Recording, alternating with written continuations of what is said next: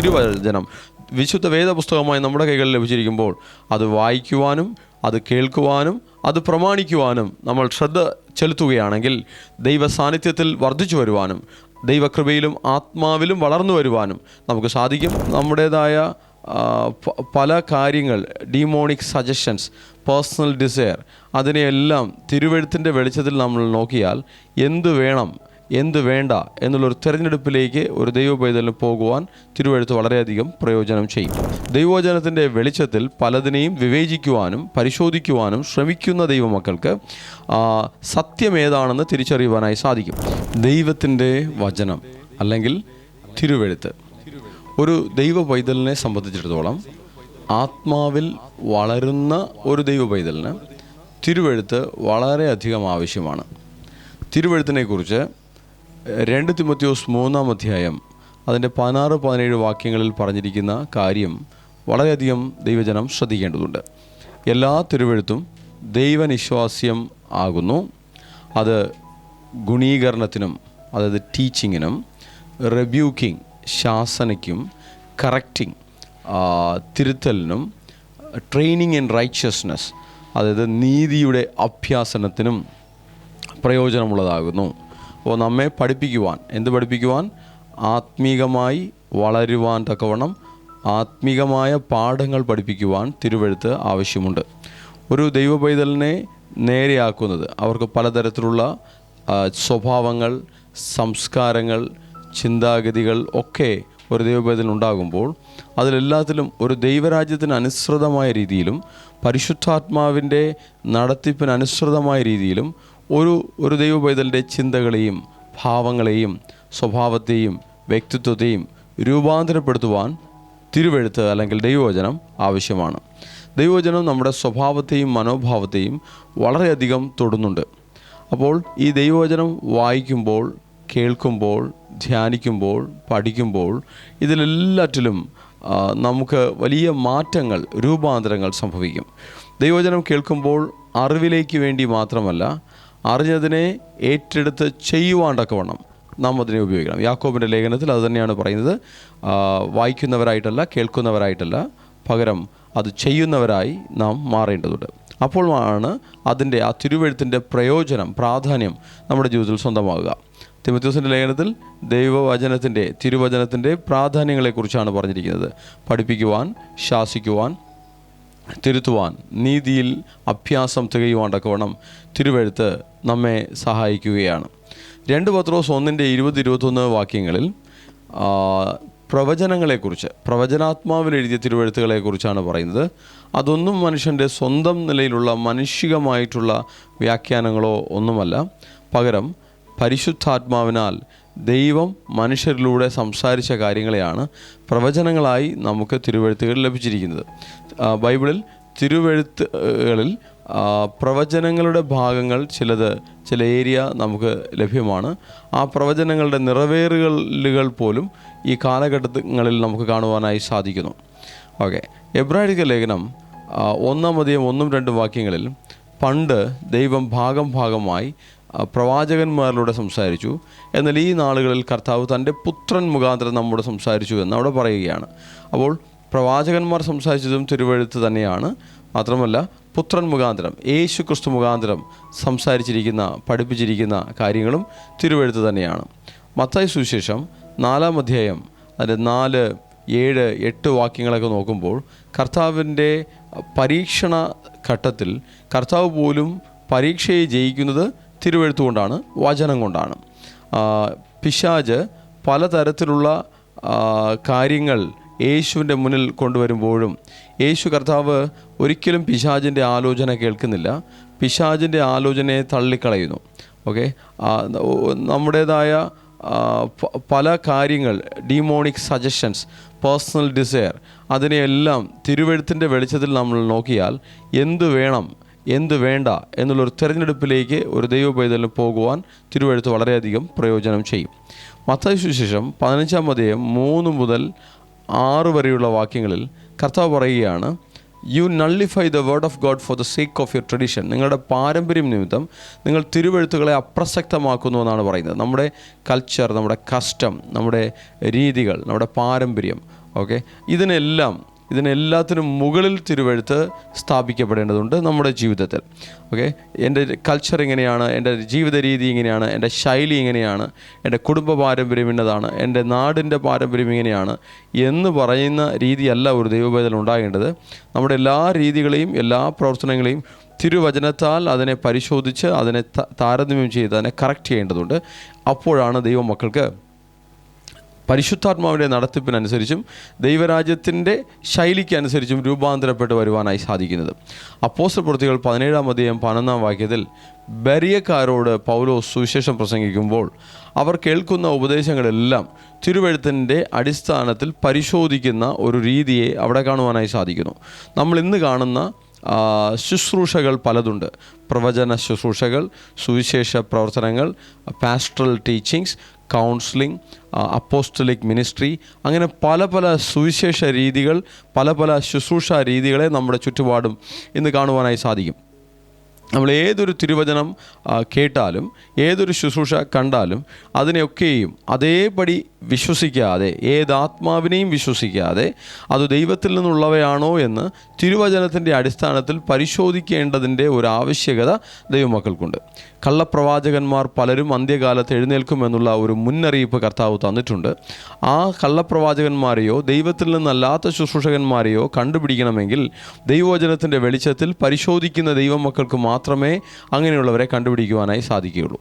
അവിടെ നിന്നും ഇവിടെ നിന്നും കേൾക്കുന്ന റൂമറുകളെ മാത്രം ഏറ്റെടുത്ത് ഓരോ കാര്യത്തെയും വിലയിരുത്തുന്നവർക്ക് ഒരു കാരണവശാലും കൃത്യമായിട്ടുള്ള ഒരു ദൈവ പദ്ധതിയെ മനസ്സിലാക്കുവാൻ സാധിക്കുകയില്ല.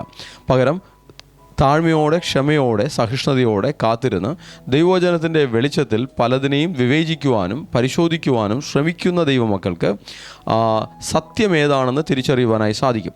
യേശു കർത്താവും ഇങ്ങനെ പഠിപ്പിക്കുന്നു: ഫലത്തെ കണ്ട് വൃക്ഷത്തെ തിരിച്ചറിയാം. ഫലം എന്നുള്ളത് ഗലാത്യർക്ക് ലേഖനം 5-ാം അധ്യായം അതിൻ്റെ 22-23 വാക്യങ്ങളിൽ ആത്മാവിൻ്റെ ഫലങ്ങൾ, സ്വഭാവവുമായി ബന്ധപ്പെട്ട അനേക കാര്യങ്ങളുടെ ഒരു ലിസ്റ്റ് തന്നെ അവിടെ പറയുന്നുണ്ട്. ആ കാര്യം ഒരുവൻ്റെ ജീവിതത്തിലുണ്ടെങ്കിൽ അവൻ്റെ ഫലം കൊള്ളാം എന്നുള്ളത് നമുക്ക് തിരിച്ചറിയാൻ സാധിക്കും. അങ്ങനെ ആ ഫലം അവൻ്റെ ജീവിതത്തിലുണ്ടെങ്കിൽ അവൻ്റെ ശുശ്രൂഷ നമുക്ക് സ്വീകരിക്കാം എന്നുള്ളതാണ് കർത്താവ് നമ്മെ പഠിപ്പിക്കുന്നത്. അതായത് കൃപാവരങ്ങളിൽ പ്രവർത്തിക്കുന്ന അനേക ശുശ്രൂഷകന്മാർ ഇന്ന് ഈ കാലഘട്ടത്തിലുണ്ടെങ്കിലും കൃപാവരങ്ങളെ കണ്ട്, പ്രവചനങ്ങളെ കണ്ട്, വെളിപ്പാടുകളെ കണ്ട്, അല്ലെങ്കിൽ അത്ഭുതങ്ങളെ കണ്ട് അതിൻ്റെ പിന്നാലെ കണ്ണുമടച്ചുകൊണ്ട് ഇത് ദൈവത്തിൽ നിന്നുള്ളതാണ് എന്ന് ഒരു ദൈവമക്കളും ഒരു ദൈവദാസന്മാരുടെയും പിന്നാലെ പോകുവാൻ പാടില്ല എന്നുള്ളതാണ് തിരുവചനം നമുക്ക് മുന്നറിയിപ്പ് തരുന്നത്. പകരം ഫലത്തെ തിരിച്ചറിയുവാണ്ടക്കവണ്ണം അവരെ അടുത്ത് പെരുമാറി അവരെ തിരിച്ചറിയണം. ഫലമുണ്ടോ, ആത്മാവിൻ്റെ ഫലം ഇവരുടെ ജീവിതത്തിലുണ്ടോ, ഇവരുടെ സംസാരത്തിലുണ്ടോ, പെരുമാറ്റത്തിലുണ്ടോ, ഇടപെടലിലുണ്ടോ എന്നുള്ള കാര്യം ദൈവമക്കൾ പ്രത്യേകമായി തിരിച്ചറിയേണ്ടതായിട്ടുണ്ട്. ഫലമുണ്ടെങ്കിൽ അവരിൽ നിന്ന് വരുന്ന ദൈവത്തിൻ്റെ വചനങ്ങളും അവരുടെ ശുശ്രൂഷകളും തിരുവചനത്തിൻ്റെ വെളിച്ചത്തിൽ വീണ്ടും പരിശോധിച്ചുകൊണ്ട് അതിനെ ഏറ്റെടുക്കണം എന്നുള്ളതാണ് ദൈവമക്കൾ തിരിച്ചറിയേണ്ടത്. ബെരിയക്കാർ അവർ സുവിശേഷം കേട്ടപ്പോൾ അതേപടി കണ്ണുമടച്ച് അവർ അത് ഏറ്റെടുത്തില്ല. പകരം തിരുവെഴുത്തുകളുടെ അടിസ്ഥാനത്തിൽ ഇത് ശരി തന്നെയാണോ എന്ന് ദിനംപ്രതി അതിനെ പരിശോധിക്കുന്ന ഒരു രീതി അവർക്കുണ്ടായിരുന്നു. അങ്ങനെയാണ് ആ തിരുവചന സത്യങ്ങളെ, സുവിശേഷ സത്യങ്ങളെ ഉൾക്കൊള്ളുവാൻ ബെരിയക്കാരായ ദേശക്കാർക്ക് സാധിച്ചത്. അത് ഉയർന്ന നിലവാരത്തിലുള്ള വിശ്വാസി മക്കളുടെ ഒരു രീതിയാണ്. ഓക്കെ, റോമർക്ക് എഴുതിയ ലേഖനം 10-ാം അധ്യായം 17-ാം വാക്യത്തിൽ തിരുവചനം പറയുകയാണ്: faith comes from the hearing the message. Okay, സുവിശേഷം കേൾക്കുന്നതിലൂടെ വിശ്വാസമുണ്ടാകുന്നു. Okay, the message is heard through the word about the Christ. അപ്പോൾ മെസ്സേജ് എങ്ങനെ കിട്ടുന്നു? ക്രിസ്തുവിൻ്റെ സുവിശേഷം കേൾക്കുന്നതിലൂടെ. അപ്പോൾ ദൈവത്തിൻ്റെ വചനം കേൾക്കേണ്ട ആവശ്യമുണ്ട്, ദൈവവചനത്തിൽ നിന്നും അത് കേൾക്കേണ്ട ആവശ്യമുണ്ട്. അങ്ങനെയാണ് നമ്മൾക്ക് വിശ്വാസമുണ്ടാകുന്നത്.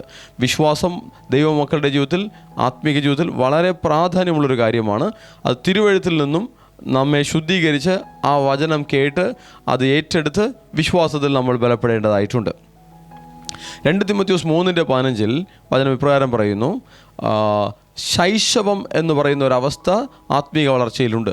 ആ നാളുകളിൽ അവർക്ക് തീർച്ചയായിട്ടും മായമില്ലാത്ത പാലായ തിരുവെഴുത്ത് ആവശ്യമുണ്ട്.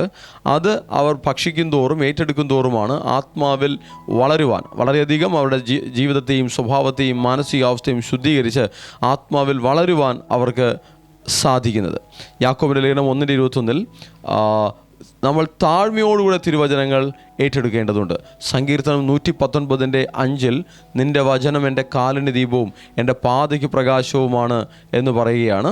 അതായത് ജീവിതത്തിലുള്ള മോറൽ ആൻഡ് സ്പിരിച്വൽ ഡിസിഷൻസ് എടുക്കുവാൻ, ഓക്കെ, സദാചാരപരവും ആത്മികവുമായ തീരുമാനങ്ങൾ എടുക്കുവാൻ തിരുവചനം നമുക്ക് വഴി കാട്ടുന്നുണ്ട്, വെളിച്ചം കാണിക്കുന്നുണ്ട് എന്നുള്ളതാണ് നമുക്കവിടെ കാണുവാനായി സാധിക്കുന്നത്. യോശുവയോട് കർത്താവ് പറയുന്നത് ഇങ്ങനെയാണ്: ഈ ന്യായപ്രമാണത്തിൽ നിന്നുള്ള വചനം നിൻ്റെ നാവിൽ നിന്ന് മാറിപ്പോകരുത്, അതിനെ രാവും പകലും നീ ധ്യാനിക്കണം, എങ്കിൽ നീ കൃതാർത്ഥനാകും, നീ വിജയിക്കും, നീ സമൃദ്ധമായിരിക്കും എന്ന് അവിടെ പറയുകയാണ്.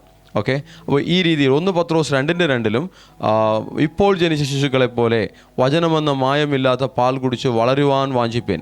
വളരുവാൻ നമുക്ക് തിരുവെഴുത്ത് വേണം. അപ്പോൾ ദൈവത്തിൻ്റെ മക്കൾക്ക് തിരുവെഴുത്തില്ലാതെ അതിനെ മാറ്റിവെച്ച് മുന്നോട്ട് പോകുവാൻ സാധിക്കുകയില്ല. എബ്രായലേഖനം 5:12-14 വരെ, you need milk not solid food, നിങ്ങൾക്ക് ആവശ്യം കട്ടിയുള്ള ആഹാരമല്ല പാലാണ് എന്ന് പറഞ്ഞാൽ ലളിതമായിട്ടുള്ള വചനം ചിലർക്ക് അതിൻ്റെ ആദ്യഘട്ടങ്ങളിൽ വേണ്ടി വരും.